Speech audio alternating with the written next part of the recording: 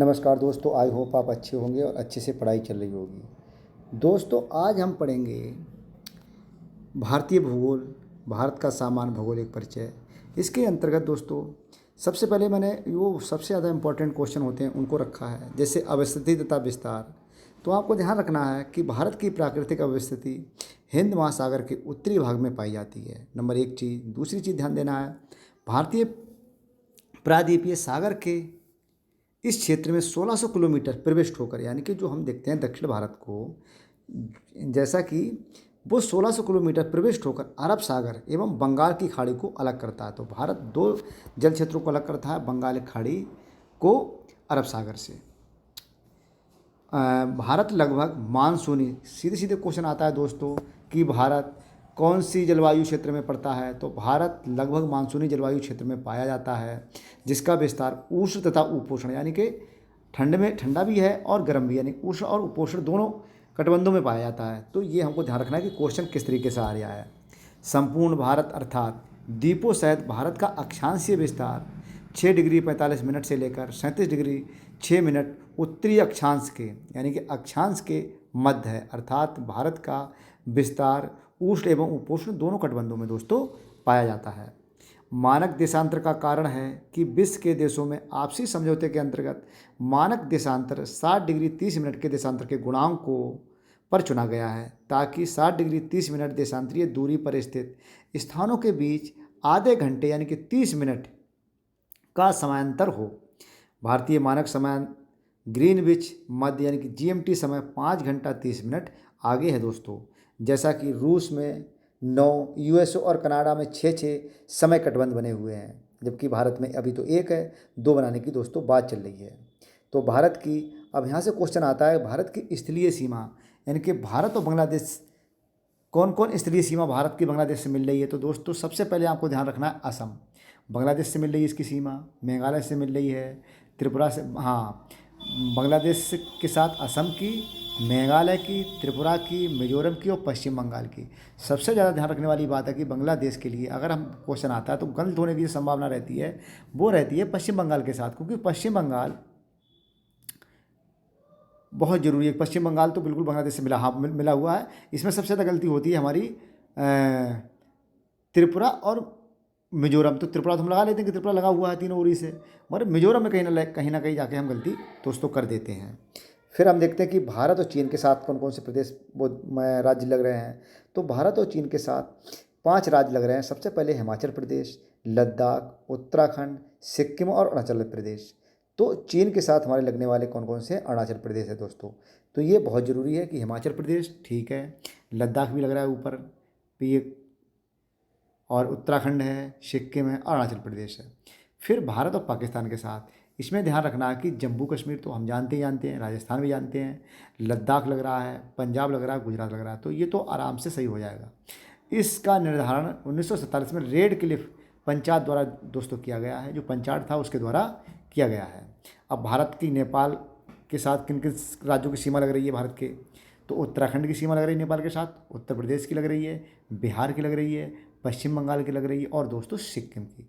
यहाँ से क्वेश्चन बार बार आता है। बिहार नेपाल के साथ सर्वाधिक सीमा साझा करता है, यानी कि बिहार प्रदेश है हमारा, वो नेपाल के साथ सबसे ज़्यादा सीमा साझा करता है। अब वो हम देखते हैं भारत और म्यांमार। तो म्यांमार के साथ कौन कौन सा लग रहा है, सबसे ऊपर देखना है अरुणाचल प्रदेश, फिर नीचे नागालैंड, मणिपुर, मिजोरम। तो दोस्तों मैंने इसे याद करा है नमामि करके, नमामि यानी कि नागालैंड, मणिपुर और मिजोरम। इस सीमा को सर्वाधिक लंबाई अरुणाचल प्रदेश की लगती है। म्यांमार की सबसे ज़्यादा सीमा किसके साथ लगती है, अरुणाचल प्रदेश के साथ। और म्यांमार का अराकाम योमा जो पर्वत है, भारत तथा म्यांमार के बीच एक लंबी प्राकृतिक सीमा का भी निर्माण करता है। यानी कि अब ऐसे क्वेश्चन पूछ सकता है कि अराकाम योमा पर्वत किसके साथ सीमा साझा कर रहा है, तो म्यांमार का भारत के साथ। ये बहुत लंबी मतलब प्राकृतिक सीमा बनाता है, जो कि भारत और अराकाम के बीच, मतलब अराकाम योमा के बीच सीमा बनती है। अब भारत और भूटान, यानी कि भूटान के साथ साथ भारत के कौन से राज्य लग रहे हैं, तो सिक्किम लग रहा है, पश्चिम बंगाल लग रहा है दोस्तों, असम लग रहा है, अरुणाचल प्रदेश लग रहा है। तो ये आपको ध्यान रखना है। यहाँ पर हम गलती करते हैं पश्चिम बंगाल की, हाँ दोस्तों यहाँ पर हम गलती करते हैं पश्चिम बंगाल की, क्योंकि पश्चिम बंगाल नीचे से ऊपर लगते हुए गया है, ये आपको ध्यान रखना है। अब जलीय सीमा है तो अंडमान निकोबार द्वीप समूह जलीय सीमा से जुड़ा हुआ है, गुजरात है। सबसे ज़्यादा जलीय सीमा किसकी है? अरुणाचल प्रदेश की, वो अंडमान निकोबार की। क्वेश्चन दोस्तों यहाँ से बार बार आया है, और अंडमान निकोबार दिया हुआ नहीं होता है, तो इसमें आपको सबसे ज़्यादा ध्यान रखना है हमें कि गुजरात की सबसे ज़्यादा सीमा है, जलीय सीमा। फिर आंध्र प्रदेश, तमिलनाडु, महाराष्ट्र और केरल, यहाँ से क्वेश्चन बनता ही बनता है। अब वो प्रमुख जल डमरू जो मध्य हैं भारत के, उनको ध्यान रखना है। तो मालदीव व मिनिका, यानी कि MM, मालदीव मिनिका 8 चैनल, यानी कि MM मिल रहे हैं 8 चैनल पर, और लक्षद्वीप को मिनिका LM मिल रहे हैं 9 डिग्री चैनल पर, यानी लक्षद्वीप को मिनिका से जोड़ता है 9 डिग्री चैनल। और छोटा अंडमान व कार निकोबार के मध्य जो होता है वो 10 डिग्री चैनल उनको जलडमरू को जोड़ता है, अलग करता है, सही। अब सुमात्रा इंडोनेशिया व निकोबार के मध्य ग्रैंड चैनल है। हमको ध्यान रखना है कि सुमात्रा जो है इंडोनेशिया का, तो निकोबार जो भारत का द्वीप है उसके मध्य जो चैनल है वो ग्रैंड चैनल है। ये आपको बहुत अच्छे से दोस्तों याद रखना है। तमिलनाडु और श्रीलंका के मध्य जो स्थित है वो है पाक स्ट्रेट, ये भी ध्यान देना है दोस्तों। दक्षिण अंडमान व लघु अंडमान के मध्य डंकन पास है, यानी कि दक्षिण अंडमान और लघु अंडमान के बीच में क्या है? Duncan pass. तो यहाँ से क्वेश्चन बनते ही बनते हैं, क्योंकि अब क्वेश्चन की प्रकृति कठिन हो गई है। कोको द्वीप, यानी कि म्यांमार का ये कोको द्वीप है, व उत्तरी अंडमान के मध्य कोको स्टेट है, यानी कोको द्वीप किसका है? म्यांमार का। उत्तरी अंडमान किसका है? भारत का। इसके मध्य जो द्वीप है उसको हम कोको स्टेट कहते हैं। तो दक्षिण पूर्व तमिलनाडु व श्रीलंका के मध्य मन्नार की खाड़ी, यानी दक्षिण पूर्व, हम दक्षिण पूर्व में चले जाएंगे, यानी पूर्व का दक्षिणी हिस्सा है। तो तमिलनाडु और श्रीलंका के बीच जो स्थित है वह है मन्नार की खाड़ी। दोस्तों हमें यहाँ पर ध्यान रखना है, मैंने इधर नक्शा भी बनाया है भारत का, तो आपको ध्यान रखना है कि मन्नार की खाड़ी कहाँ? मन्नार की खाड़ी है दक्षिण पूर्व में, यानी कि पूर्व और दक्षिण का एक मैंने इतना नक्शा बना के बताया है। यहाँ पर मन्नार की खाड़ी है दोस्तों। पाक स्ट्रेट जो है वो है ऊपर के लिए, तो ये यहाँ पर ध्यान रखना है कि दक्षिण अंडमान व लघु अंडमान के भी डंकन पास है, तो ये ध्यान देने वाली बात है। दक्षिण पूर्व मन्नार की खाड़ी, सेतु समुद्रम परियोजना मन्नार की खाड़ी को पाक की खाड़ी से जोड़ती है। अब पाक स्टेट ऊपर है और मन्नार की खाड़ी नीचे, इनको दोनों को जो जोड़ती है वो सेतु समुद्रम परियोजना जोड़ती है, ये आपको ध्यान रखना है। अब यहाँ से अगला सेक्शन शुरू होता है सेंसस, यानी कि जनगणना के महत्वपूर्ण आंकड़े। दोस्तों मैंने ये बहुत इंपॉर्टेंट कई किताबों से इकट्ठे करके लिखे हैं, आप भी प्लीज़ इनको पढ़िएगा और सोचिएगा। क्वेश्चन यहीं से मिलेंगे, कहीं इससे बाहर नहीं जाएगा, क्योंकि अब सबसे पहले आपको ध्यान रखना है कि भारत में जनगणना का आधार जनसंख्या की संरचना है।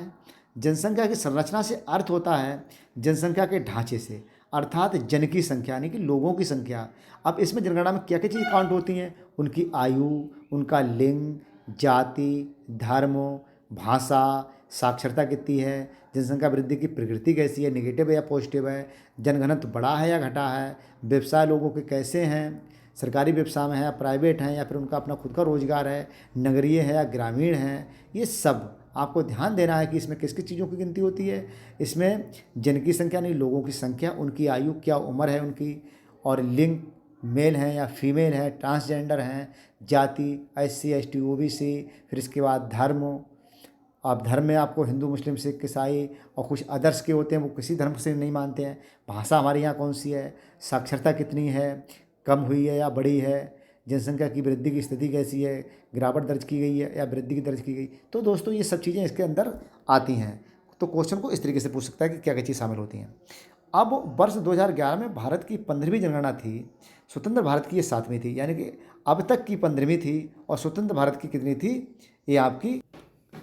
तो दोस्तों आपको ये ध्यान रखना है कि यहाँ पर जनगणना 2011 के में भारत की अब तक की 15वीं जनगणना और स्वतंत्र भारत की 7वीं जनगणना थी दोस्तों। 31 मार्च 2011 को संपन्न हुआ, इनको संपन्न हुई थी। गृह सचिव GK पिल्ले थे उस समय, और इनकी उपस्थिति में महापंजीयन व जनगणना आयोग श्री C चंद्रमौली थे। आपको ध्यान रखना है, स्टेटमेंट में इस चीज़ें आ सकती हैं। जनगणना 2011 के अनुसार देश में सर्वाधिक जनसंख्या वृद्धि वाले जिले जो थे वो आपको ध्यान रखना है, ये अरुणाचल प्रदेश के कुर्रंग कुर्मे तथा पुंदुचेरी का एनम था, यानी कि कुरंग कुर्मे की जनसंख्या 111% बढ़ी थी तथा पुंदुचेरी की 70.15% थी। अब जनगणना 2000 के अंतिम आंकड़ों के अनुसार सर्वाधिक न्यूनतम जनसंख्या जो वृद्धि वाले ज़िले थे वो हमारा नागालैंड का लॉन्गलेंग था, जिसकी -58.39, और किफरे ये था -30.5, यानी 30.5% के आसपास। 2011 में न्यूनतम वृद्धि वाले प्रमुख 2 राज्य थे, नागालैंड था और एक केरल था। नागालैंड में -0.6% और केरल में 4.9% की मतलब माइनस में, इसमें माइनस में था और वो मतलब प्लस में था, तो 4.9% के आसपास थी दोस्तों। ये आपको ध्यान रखना है। अब भारत में क्वेश्चन ये पूछा जाता कि भारत के कितने ऐसे मतलब वो नगरीय संकुल हैं जिनकी जनसंख्या 40 लाख से अधिक है। तो दोस्तों वो 9 हैं, आपको ध्यान रखना है। सबसे पहले बृहत मुंबई, दिल्ली, कोलकाता, चेन्नई, बेंगलुरु, हैदराबाद, अहमदाबाद, पुणे और सूरत। ये आपको सूरत सहित याद करनी है। तो ये इम्पॉर्टेंट 9 हैं हमारे 40 लाख से अधिक जनसंख्या वाले नगरीय संकुल। तो ये बहुत इंपॉर्टेंट है। फिर दोस्तों जनगणना के महत्वपूर्ण अंतिम आंकड़े जो आए थे उसको आपको ध्यान ये रखना है कि हम उनको दोनों को जब जोड़ के पढ़ेंगे कि 2001 से 2011 में क्या परिवर्तन आया। तो पुरुष जनसंख्या जो 2001 में 51.73 थी, तो वो गिरावट आई है 2011 में 51.47% हो गई है। इसका मतलब है महिलाओं की संख्या बढ़ी है। अब 0 से 6% के यहाँ पर आंकड़े 2011 के तो नहीं पता है, 2001 के तो नहीं पता है, मगर 2011 में आपको ध्यान रखना है कि 13.6%, मतलब 0 से 6%, 0 से 6 वर्ष की जनसंख्या यहाँ पर निवास करती है। यानी कि बच्चों की संख्या कितनी है, 0.6 से 0 से लेकर 6 तक की, वो है 13.6%। अब नगरीय जनसंख्या थी पहले 27.8%, ये बढ़कर हो गई है 31.1%, यानी कि 30.29 की वृद्धि दर्ज हुई है। किसमें, नगरीय जनसंख्या में बढ़ी है नगरीय जनसंख्या। ठीक है। फिर 10 की वृद्धि 21.54% थी 2001 में, और ये 17.7% रहेगी। इसमें गिरावट दर्ज की गई है 3.8 की दोस्तों। यानी कि 2001 की जो जनसंख्या वृद्धि थी वो 21.54% थी, अब की है 17.7%। ये आपको ध्यान रखना है। जनसंख्या वृद्धि में गिरावट दर्ज की गई है 2001 से लेकर 2011 के अनुपात में। अब वार्षिक वृद्धि जब 10 की वृद्धि में गिरावट आई है तो वार्षिक वृद्धि में गिरावट भी आएगी दोस्तों। तो 1.97 थी 2001 में, ये 1.64% रह गई है। तो इसमें गिरावट आई है, आपको ध्यान रखना है, -0.3% की। ठीक है, ये ध्यान देना है। फिर लिंगानुपात 943 था 1000 पुरुष पर, 933 महिलाएं थी 2001 में। तो 2011 में इसमें वृद्धि दर्ज हुई है, तो 943 हो गई हैं, यानी कि 10% की वृद्धि हुई है दोस्तों। अब वो साक्षरता पहले 64% थी 2001 में, अब ये 73% हो गई है 2011 में। तो यहाँ पर +8.2% की वृद्धि हुई है दोस्तों। ये भी आपको ध्यान रखना है। साक्षरता दर जो कि आपको ध्यान देना है कि 75.26% पुरुष साक्षरता थी, वो 80% हो गई है। तो इसमें 5% की वृद्धि हुई है, यानी कि 75.2 से लेकर 80.9 हो गई है। तो 5.64% की वृद्धि दर्ज की गई है। महिला साक्षरता में दोस्तों 10.9 की वृद्धि हुई है, जो कि 2001 में 53.67% थी, वो 64.6% हुई। तो महिलाओं की जो साक्षरता दर में वृद्धि हुई है वो 10.9, यानी लगभग 11 बिंदु में वृद्धि हुई है, यानी कि 11% की वृद्धि हुई है। तो आपको ध्यान रखना है दोस्तों। अब यहाँ पर ध्यान देना है कि जनसंख्या की दृष्टि से शीर्ष राज्य कौन है, यानी किन राज्यों की जनसंख्या सबसे अधिक है। तो आपको ध्यान रखना, सबसे ज़्यादा जनसंख्या है उत्तर प्रदेश की, फिर महाराष्ट्र की, फिर बिहार की, फिर पश्चिम बंगाल की, और फिर आंध्र प्रदेश की है। यहाँ पर मेंशन नहीं है, आपको मिल जाएगी। 16.5% मतलब जनसंख्या पूरे भारत की रहती है उत्तर प्रदेश में, महाराष्ट्र में रहती है 9.28%, और बिहार में रहती है 8.6%, पश्चिम बंगाल में 7.5%। आपको ध्यान रखना, सर्वाधिक शिशु 0 से 6 लिंगानुपात कहाँ का है, वो है अरुणाचल प्रदेश का। अरुणाचल प्रदेश में 0 से 6%, 0 से 6 आयु के सबसे ज़्यादा बच्चे पाए जाते हैं, लेकिन 972। अब केंद्र शासित प्रदेश अंडमान निकोबार में भी 928 का रेशियो, यानी 1000 पर 928 महिलाएं पाई जाती हैं। ये आपको ध्यान रखना है 0 से 6 में। अब न्यूनतम लिंगानुपात जो पाया जाता है 0 से 6, वो हरियाणा में पाया जाता है। यहाँ पर लिंगानुपात बहुत गिरा, तो बेटी बचाओ बेटी पढ़ाओ कार्यक्रम हमने यहीं से चालू किया था। पूरे जन जन को इससे अवगत करवाया कि बच्चियों की संख्या बहुत ज़्यादा गिर रही है, लिंगानुपात में बहुत ज़्यादा कमी आ रही है। तो ये बहुत बड़ा मतलब कार्यक्रम चला था पूरे भारत में। और केंद्र शासित दिल्ली की भी महिला जनसंख्या बहुत ज़्यादा, लिंगानुपात बहुत गिरा है, 871 है दोस्तों। अब 15वीं जनगणना के अनुसार सर्वाधिक शहरी जनसंख्या ये आपकी महाराष्ट्र में है, और इसके बाद उत्तर प्रदेश, इसके बाद तमिलनाडु और पश्चिम बंगाल। ओवरऑल देखा जाए तो सबसे ज़्यादा मतलब वो जनसंख्या जो शहरी जनसंख्या है वो महाराष्ट्र की है, फिर उत्तर प्रदेश की है, फिर तमिलनाडु की, फिर पश्चिम बंगाल की। शहरी प्रतिशतता वाले जनसंख्या के अनुपात में। अब शहरी प्रतिशतता ओवरऑल उनकी जनसंख्या के हिसाब से देखा जाए तो गोवा में सबसे ज़्यादा, मतलब 62%। अगर ओवरऑल देखा जाए उनकी जनसंख्या के अनुसार कि जहाँ उनकी जनसंख्या है, जैसे महाराष्ट्र की जनसंख्या है, तो महाराष्ट्र की जनसंख्या भारत के पूरे 9 पॉइंट जो भारत की संपूर्ण जनसंख्या है उसकी लगभग 10% जनसंख्या है महाराष्ट्र के पास। तो उस जनसंख्या का अनुपात जो है वो 5 करोड़ के आसपास लोग वहाँ के कैसे हैं, मतलब शहरी। मगर ओवरऑल देखा जाए कि उनकी जो जनसंख्या है, जैसे 100 लोगों में कितने लोग मतलब वो हैं शहरी, तो वो सबसे ज़्यादा गोवा में है दोस्तों, यानी कि 62.17%, यानी 100 में से 62 लोग वहाँ शहरी हैं। फिर मिजोरम के हैं, फिर तमिलनाडु के, फिर केरल के, फिर महाराष्ट्र के हैं। यानी कि टोटल जनसंख्या अगर देखी जाए किसकी ज़्यादा है तो वो महाराष्ट्र में सबसे ज़्यादा शहरी रहा है। अगर उनकी जनसंख्या यानी कि जो उनकी 1000 जनसंख्या है तो उसमें 62% लोग मतलब शहरी हैं, तो वो गोवा, मिजोरम, तमिलनाडु, केरल। दोस्तों मेरी बात समझ रहे हैं आप, मैं क्या कहना चाह रहा हूँ, ये ध्यान देना है। अब क्षेत्रफल, सबसे ज़्यादा क्षेत्रफल किस प्रदेश का है पूरे भौगोलिक क्षेत्र का, पूरे भारत में, तो सबसे ज़्यादा क्षेत्रफल है महाराष्ट्र, वो राजस्थान का। इसके बाद दोस्तों मध्य प्रदेश का, तो राजस्थान, मध्य प्रदेश, महाराष्ट्र, उत्तर प्रदेश। उत्तर प्रदेश चौथे नंबर पे आता है। तो ये क्वेश्चन दोस्तों हर साल बनता है लगातार, चाहे मैच करने के लिए आए, चाहे कुछ भी करने के लिए ये आएगा। जनसंख्या की दृष्टि से सबसे नंबर 1 पर कौन है, उत्तर प्रदेश, महाराष्ट्र, बिहार, पश्चिम बंगाल और आंध्र प्रदेश। हम पीछे पढ़ भी चुके हैं। और जनगणना, ये क्वेश्चन भी दोस्तों पैट क्वेश्चन हर बार लगातार आ रहा है। जनगणना यानी कि 1 वर्ग किलोमीटर में सबसे ज़्यादा लोग कहाँ रहते हैं, तो वो रहते हैं बिहार में 1106। उसका यानी कि बिहार की जनसंख्या, उसका जो वहाँ पर क्षेत्रफल है उसके अनुपात में सबसे ज़्यादा जनसंख्या वहाँ निवास करती है। फिर पश्चिम बंगाल है, फिर उत्तर प्रदेश है दोस्तों। तो आपको ये ध्यान रखना है। भारत की भूगर्भिक संरचना, अब हम दोस्तों देखते हैं कि भारत की भूगर्भिक संरचना, ये क्वेश्चन यहाँ से लगातार आ रहा है। तो भारत की भूगर्भिक संरचना को अगर हम पढ़ेंगे तो सबसे पहले जीवीय महाकाल, यानी कि जीवी महाकाल में हमें देखना है आर्कियोलॉजिक और प्रोटोलॉजिक और पोलियोजिक, ये मैच करने के लिए आता है कि सबसे पहले कौन सा युग आएगा, वो आर्कियोलॉजिक आएगा, यानी कि आर्कियोजोइक आएगा ये पहला, फिर प्रोटोजोइक और फिर पोलियोजोइक। ये बिल्कुल ऐसे ही मैच करने के लिए आता है। तो आपको ध्यान रखना है, सबसे पहले का युग है आर्कियोजोइक, फिर प्रोटोजोइक, फिर पोलियोजोइक। अब आर्कियन क्रम की चट्टानें, फिर हम देखते हैं भूगर्भिक संरचना में जो आर्कियन क्रम की चट्टानें हैं ये मानव जीवन से भी पुरानी हैं, यानी कि मानव जीवन जब शुरू नहीं हुआ उससे पहले ही ये हमारे यहाँ विद्यमान है। ये रवेदार होती हैं, क्योंकि जब कोई हम जो लावा होता है वो एकदम रवे में होता है, तो ये लावा था, यहाँ जीवाश्म का अभाव होगा। जब रवेदार होंगी तो जीवाश्म होने की तो संभावना नगण्य हो जाती है। तो ये रवेदार होती हैं, जीवाश्म का अभाव होता है। और देखो अभाव होता है नीस ग्रेनाइट सिस्ट, यहाँ की जो वो है, यहाँ पे नीस होगी, ग्रेनाइट होगी, यहाँ पर सिस्ट होगी। इसका विस्तार कर्नाटक, तो आर्कियोजिक इसका विस्तार कहाँ कहाँ पाया जाता है, ये रवेदार होती हैं, जीवाश्मों का अभाव होता है, नीस है, इसमें ग्रेनाइट है, सिस्ट है।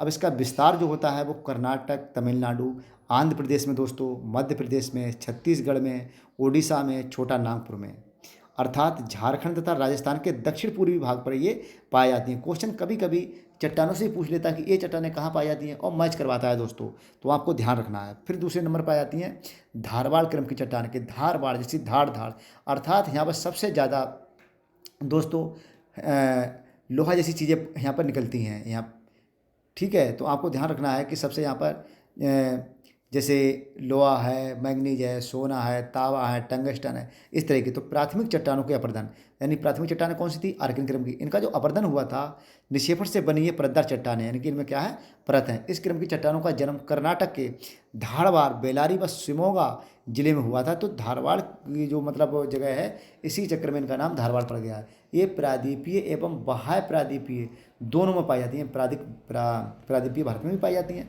और प्रादीपीय भारत से बाहर भी दोस्तों पाई जाती हैं। अरावली श्रेणियाँ, बालाघाट, रीवा, छोटा नागपुर, मेघालय का पठार, मिकिर की पहाड़ियाँ, ये सब तथा दिल्ली श्रेणी सब इसी के अंतर्गत आती हैं। तो आपको ध्यान देना अरावली श्रेणी में, अब जैसे प्रादीपीय भारत को देखते हो तो अरावली तो वहाँ नहीं आता है, तो अरावली श्रेणियाँ भी धारवाड़ क्रम की चट्टानों से बनी हुई हैं। बालाघाट, रीवा, छोटा नागपुर का पठार, मेघालय का पठार जो ऊपर चले जाते हैं, मिकिर की पहाड़ियाँ, ये सब किस में आती हैं, धारवाड़ क्रम की चट्टानें। और ये अपने लौह तत्व के लिए सबसे ज़्यादा फेमस हैं। इसमें सोना, मैग्नीज, लोहा, तांबा, टंगस्टन, क्रोमियम, जस्ता आदि पाया जाता है। धारवाड़ काल में ही अरावली पहाड़ियों का निर्माण हुआ। जब धारवाड़ काल हुआ था, काल था, तभी अरावली पहाड़ियों का निर्माण हुआ है और मोड़दार पर्वत के रूप में ये मतलब विद्यमान थी। अब कुडप्पा क्रम की चट्टानें धारवाड़ क्रम के अपरदन से, यानी कि प्राथमिक चट्टानें जो थीं उनसे एक धारवाड़ क्रम की चट्टानें बनी, और धारवाड़ क्रम की चट्टानों को जब अपरदन हुआ था तो उससे कुडप्पा क्रम की चट्टानें बनी थी। तो दोस्तों आपको निक्षेपण से हुआ है। अब ये पूर्वी घाट का निर्माण करती है। पूर्वी घाट का जो निर्माण होता है वो कुडप्पा क्रम की चट्टानों से होता है दोस्तों, ये आपको ध्यान रखना है। भारत में प्रथम ज्वालामुखी क्रिया किस युग में हुई थी, तो आपको ध्यान रखना है ये धारवाड़ युग में ही हुई थी।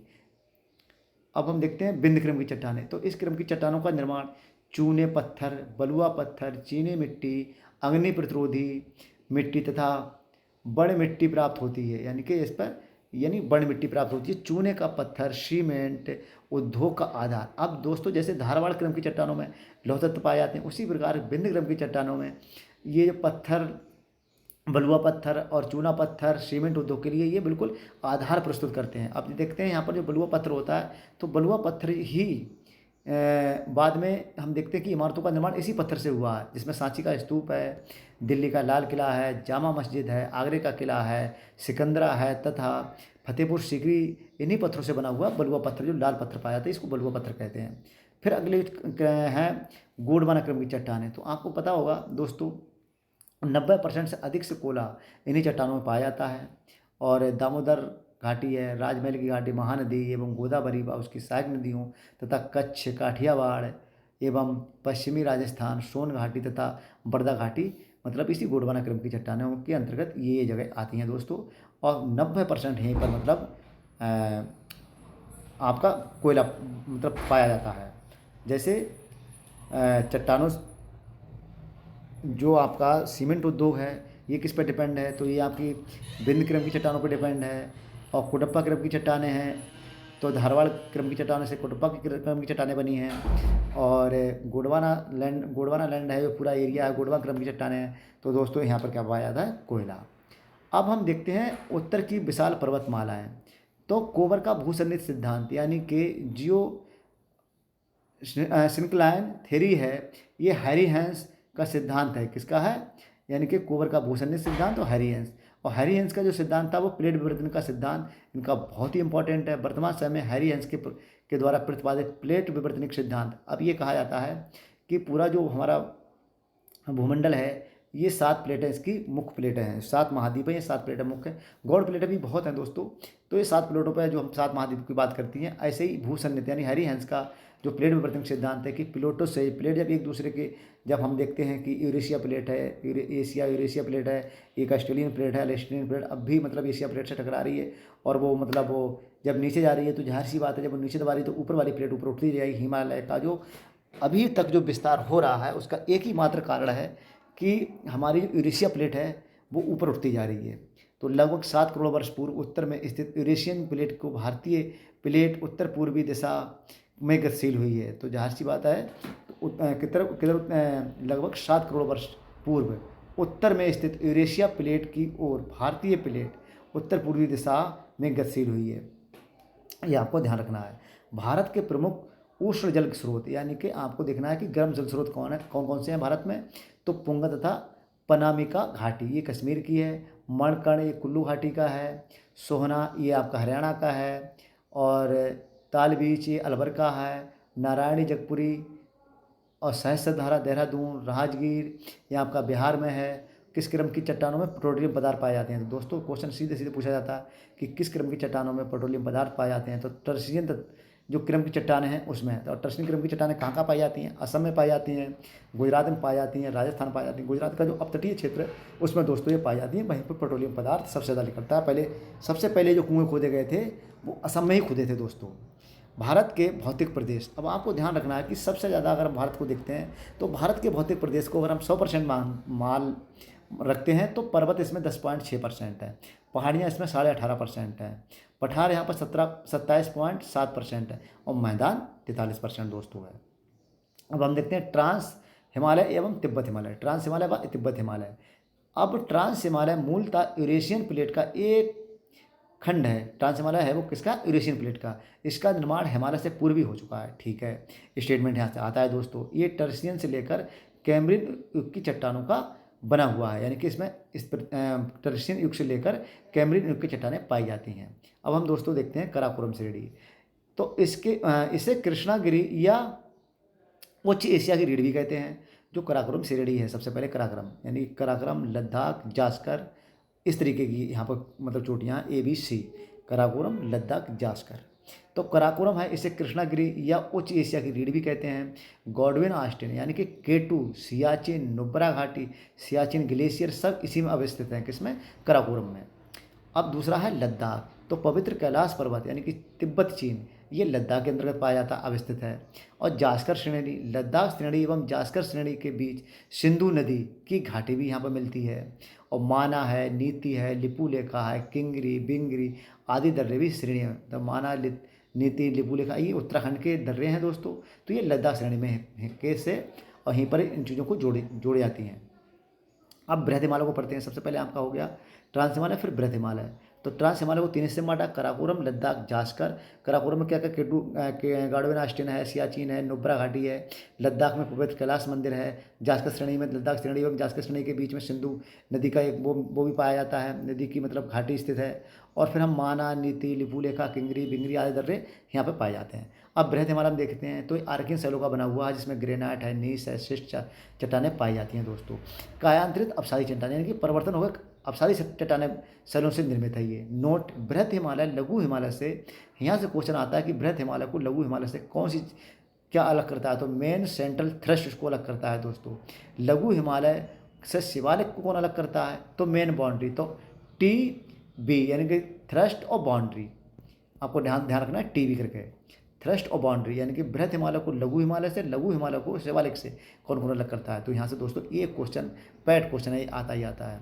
लघु हिमालय, मध्य हिमालय, ये पीर पंजाब श्रेणियाँ। यहाँ क्वेश्चन दोस्तों यहाँ से भी आता है कि लघु हिमालय या मध्य हिमालय, वो पीर पंजाब श्रेणी इसका विस्तार है।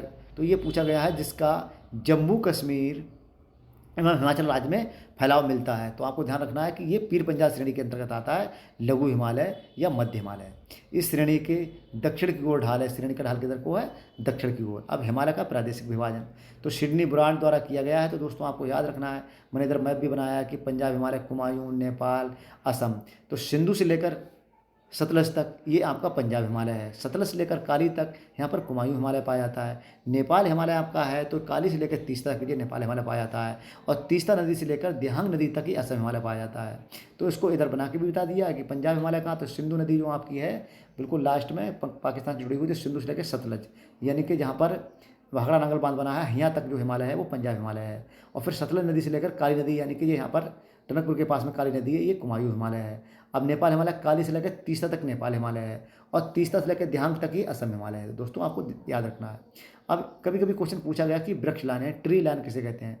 हिमालय में वृक्ष लाइन ऊंचाई की वह सीमा है जहाँ पर वृक्ष उगने में सक्षम होते हैं, कि इसके ऊपर फिर नहीं उगते हैं। आपने देखना कि अपना जो जम्मू कश्मीर का एरिया है वहाँ पर पहाड़ तो हैं, बट वो कैसे हैं? एकदम ऊजड़, वहाँ वृक्ष नहीं है। तो पूर्वी एवं मध्य हिमालय में ये सीमा 3600 से लेकर 3800 मीटर है, यानी कि 3600 से लेकर 3800 मीटर तक वृक्ष पाए जाते हैं। जबकि पश्चिमी हिमालय में ये 3300 से लेकर 3600 मीटर है, यानी कि वहाँ पर 3600 मीटर से ऊपर फिर वृक्ष नहीं पाए जाते हैं। तो पूर्वी हिमालय की अपेक्षा पश्चिमी हिमालय में ट्री लाइन का मान कम है, यानी कि पूर्वी हिमालय में तो बहुत ऊंचे तक पाए जाते हैं 36 से लेकर 3800, मगर यहाँ 33 से लेकर 3600। तो आपको ध्यान रखना है दोस्तों, पूर्वी हिमालय में ज़्यादा ऊंचाई तक वृक्ष पाए जाते हैं पश्चिमी हिमालय की अपेक्षा। और रेशम मार्ग के लिए प्रसिद्ध जो दर्रा था वो खैबर, अफगानिस्तान और पाकिस्तान के बीच में खैबर दर्रा है, तो ये बहुत फेमस था। अब प्रायद्वीपीय पठार को पढ़ते हैं हम दोस्तों।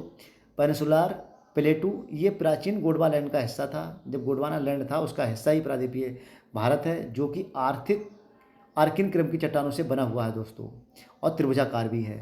आपको ये ध्यान रखना है। तो उत्तर दक्षिण इसकी ऊंचाई 1600 किलोमीटर है, यानी उत्तर से लेकर दक्षिण तक इसकी मतलब वो लंबाई कितनी है? 1600 किलोमीटर तथा चौड़ाई 1400 किलोमीटर है, यानी कि लंबाई आपको ध्यान रखनी है, लंबाई कितनी है? 1600 और चौड़ाई कितनी है? 1400 मीटर।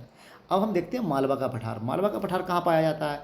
तो पश्चिमी मध्य प्रदेश तथा दक्षिण पूर्व राजस्थान, ये राजस्थान तक ये फैला हुआ है। ये ज्वालामुखी चट्टानों का बना हुआ है। कभी कभी क्वेश्चन पूछ लेता है कि किसका बना हुआ है, तो ज्वालामुखी चट्टानों का बना हुआ है। चंबल और बेतवा नदी यहीं से निकलती हैं दोस्तों। इसका आप डायग्राम बना के याद कर सकते हैं। विंध्याचल पर्वत को आप ध्यान रखना कि विंध्य का क्षेत्र कौन सा आता है? झारखंड, उत्तर प्रदेश तथा दक्षिण पूर्व राजस्थान के बीच में जो, यानी कि झारखंड उत्तर प्रदेश है ऊपर, झारखंड नीचे आ जाओगे, दक्षिणी राजस्थान इधर आ जाओगे आपको, मतलब पश्चिम में। तो आपको ये ध्यान रखना है। तो विंध्याचल पर्वतमाला उत्तर भारत की दक्षिण भारत से अलग करती है, यानी कि विंध्य की जो चट्टानें हैं उत्तर भारत को दक्षिण भारत से अलग करती हैं, ये हमें ध्यान रखना है। फिर हम पढ़ते हैं मैकाल पर्वत। ये छत्तीसगढ़ में मैकाल पहाड़ी का सर्वोच्च शिखर अमरकंटक है, जिसकी ऊंचाई 1036 मीटर है। ये पुरानी चट्टानों का बना हुआ है।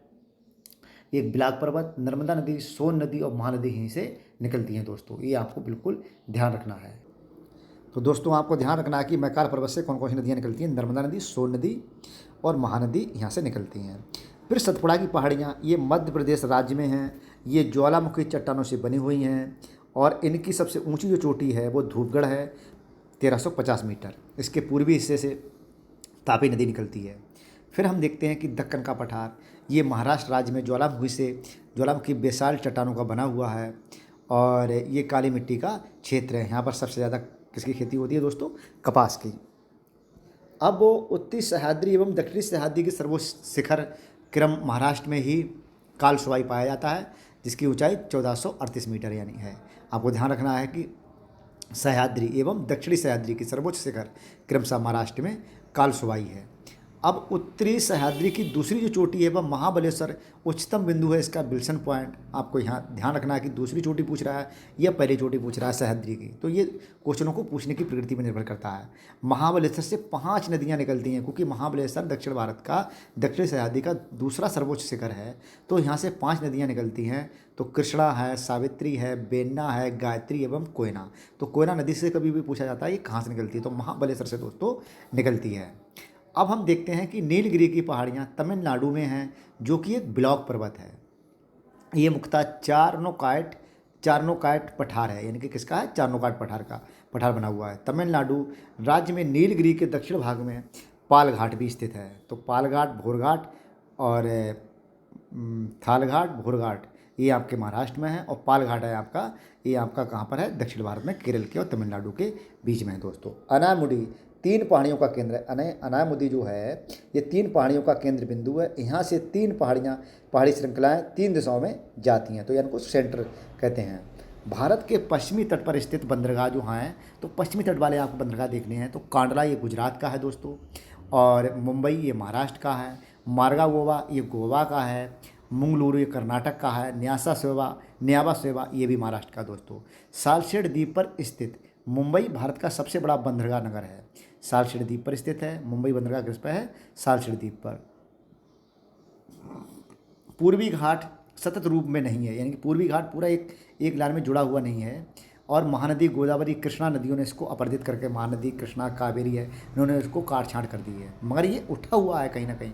इसीलिए यहाँ पर मतलब आपने देखा होगा कि बंदरगाह कम है, जबकि दक्षिण भारत पश्चिम जो हमारा एरिया है पश्चिम का, वहाँ पर ज़्यादा बंदरगाह हैं, यानी कि पश्चिमी तट पर ज़्यादा बंदरगाह है, पूर्वी तट पर कम है, क्योंकि ये नीचे से उठा हुआ है, तो वो बंदरगाह के लिए वहाँ पर ठीक स्थिति नहीं है।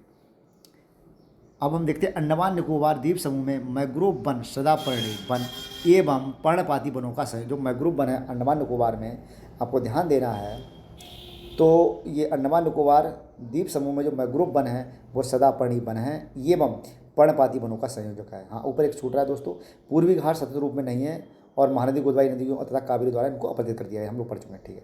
लक्षद्वीप ऐटाल प्रवाल द्वीप, लक्षद्वीप कैसा? ऐटाल प्रवाल द्वीप है, तथा शेष जो सभी तटीय प्रवाल भित्ति द्वीप हैं। प्रवाल भित्तियों का निर्माण सागरीय जीव मूंगा के अवशेषों के समेकन के समय, यानी कि सागरीय जीव होता है जिसको हम कहते हैं प्रवाल भित्ति होते हैं। जब ये खत्म मर जाते हैं तो ये अपना खाली जगह छोड़ देते हैं, तो ये जो खाली जगह होता है वो कैल्शियम का बना हुआ होता है और ये धीरे धीरे ये बिल्कुल पहाड़ी जैसा रूप ले लेता है। तो जो लक्षद्वीप है वो प्रवाल द्वीप का हिस्सा है, बाकी सभी ये तटीय जो द्वीप हैं ये प्रवाल भित्ति है, ना कि प्रवाल द्वीप। ये प्रवाल भित्ति है वो ऐटाल द्वीप है। लक्षद्वीप का है ऐटाल प्रवाल भित्ति के द्वीप।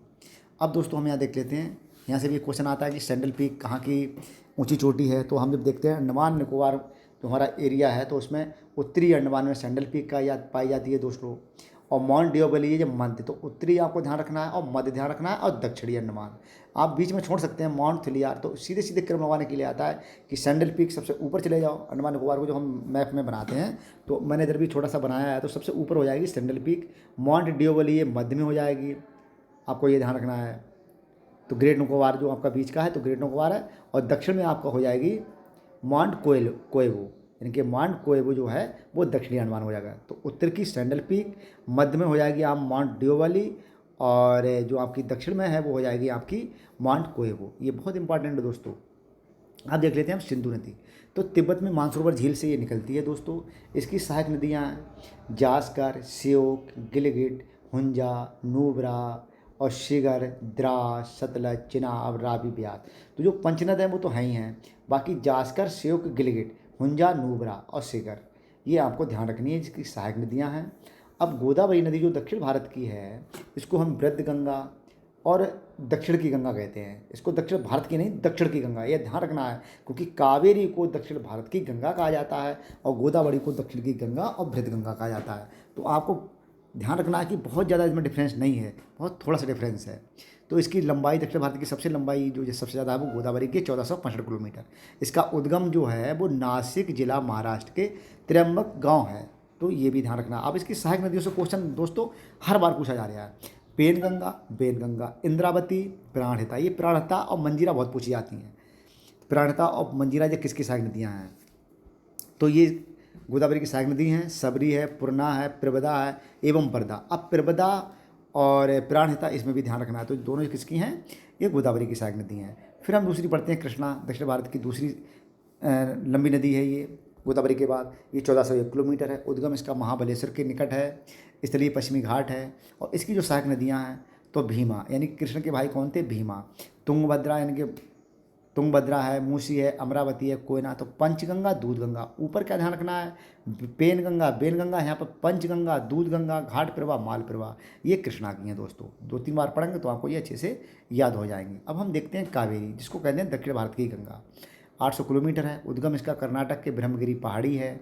दक्षिण भारत की गंगा के रूप में ये जानी जाती है। शिव समुद्रम जलप्रपात तथा श्री रंगपट्टनम एवं शिव समुद्रम द्वीपों की अवस्थिति इसका महत्व बढ़ाते हैं दोस्तों। अब इसकी जो सहायक नदियां हैं, बाएं से इसमें हेमवती मिली है, सिमसा मिली है, अर्कावती मिली है। दाएं से इसकी काबिनी, भवानी, नोयल और अमरावती इससे मिली हैं दोस्तों। भारत की जलवायु उष्णकटिबंधीय मानसूनी जलवायु है, हम पढ़ चुके हैं। जेट प्रवाह और ऊपरी वायु पर संचरण, ये पवनें तिब्बत पठार के समांतर हिमालय के उत्तर में एशिया महाद्वीप में चलती हैं।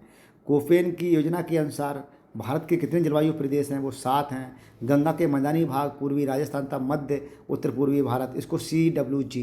दोस्तों ये क्वेश्चन पूछा गया है, बहुत ही इंपॉर्टेंट है। ये क्वेश्चन लोग ज़्यादातर गलत करके आते हैं कि हम जो गंगा का मैदानी और पूर्वी राजस्थान का एरिया है, मध्य प्रदेश है, उत्तर पूर्वी भारत, एक कौन से जोन में आता है? तो CW जोन में आता है, CWG जोन में।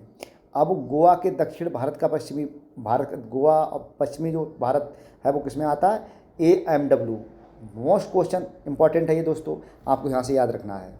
भारत की मृदाएं, यहाँ पर 8 प्रकार की मृदाएं पाई जाती हैं। 27 गौड़ प्रकार की मृदाएं हैं। सबसे ज़्यादा जो मृदा पाई जाती है वो जलोढ़ मृदा पाई जाती है। 40% भारत के भूभाग पर ये स्थित है। अब इसमें 2 तरह की मृदा पाई जाती है, एक बागर और एक खादर।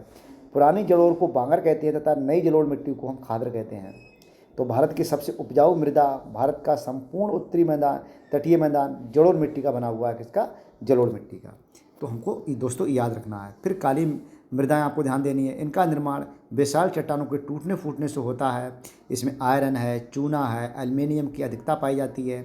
रेगुर मिट्टी के नाम से ये काली मिट्टी जानी जाती है। अब लाल मृदाएं, तो सिलिका एवं आयरन की अधिकता इसमें होती है और ये मोटे अनाज के लिए बहुत ही ज़्यादा उपजाऊ स्थिति पैदा करती हैं। तो कभी कभी क्वेश्चन पूछ लेता है कि सबसे ज़्यादा क्षेत्र पर भारत के कौन से ज़्यादा मृदाएं पाई जाती हैं? तो जो दोस्तों सबसे ज़्यादा जलोढ़ मृदा पाई जाती है, फिर काली, फिर लाल मृदाएं। ये हमें ध्यान रखना है, इसका क्रम क्वेश्चन यहाँ से पूछा गया है तो आपको ध्यान रखना है। नोट: भारत में मक्का, व्हाइट बर्ड एवं धान में खरा रोग जस्ता की कमी से पाया जाता है। रबी और खरीफ की फसलों से क्वेश्चन लगातार पूछे जा रहे हैं। तो रबी की फसलें आप याद कर लोगे तो कभी खरीफ की आराम से याद हो जाएंगी। खरीफ की फसलें ज़्यादा हैं रबी की अपेक्षा। तो रबी में गेहूँ है, आलू है, सरसों है और आपका चना है, मटर है, राई है, अलसी है, ये सब रबी की फसलें हैं। खरीफ फसलों में जो बार बार पूछी जा रही है वो मूंगफली, कपास और सोयाबीन। ये दोस्तों बहुत पूछ रहा है, मूंगफली, कपास और सोयाबीन। धान, गन्ना, तिलहन, ज्वार, बाजरा, मक्का, तो मंडुआ, ये सब किसकी हैं? खरीफ की फसलें। तो खरीफ फसलों में आपको याद रखना है, एक तो आपको तंबाकू है इसकी, सोयाबीन है, मूंगफली है, कपास है। ये इसका पैड क्वेश्चन है दोस्तों, बार बार पूछा जा रहा है, आपको ध्यान रखना है। ठीक है, नमस्कार, मिलते हैं अगली वीडियो में। अगर अच्छी लगे तो लाइक और शेयर करें। नमस्ते।